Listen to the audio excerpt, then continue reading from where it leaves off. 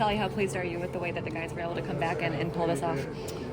I was really happy for the team. I thought we played really hard all night.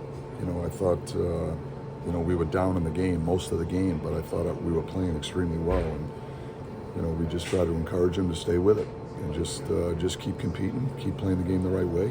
We'll climb back into it, but I thought to a man it was one of the more complete efforts we've had all year long. How did you feel Malkin looked out there, missed the last 4 games, and specifically how do you feel he and Ville worked together on that second line?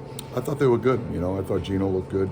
He brings a dimension to our team. Our team just looks different when he's in the lineup, and we've got Sid and him up the middle. And he adds a certain dimension, another threat.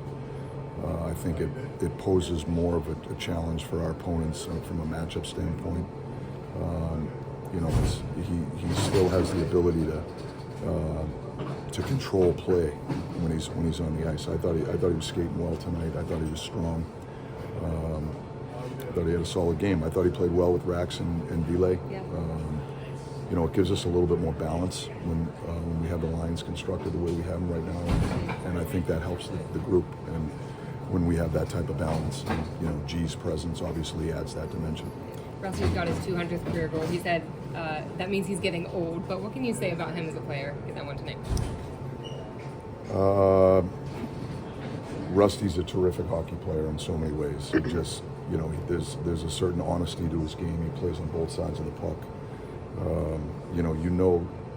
You get a solid effort from him every night. You know what you're going to get from him. Some nights he's better than others. That's just part of the game. But you know the type of effort that you're going to get from him every single night, and that's what he brings to our team. I just think, of all the players I've coached over the years, I don't know that there's been a player whose offensive game has evolved as well as Rusty's has. When he entered the league, when I coached him in Wilkes-Barre, he was on the second line in Wilkes-Barre.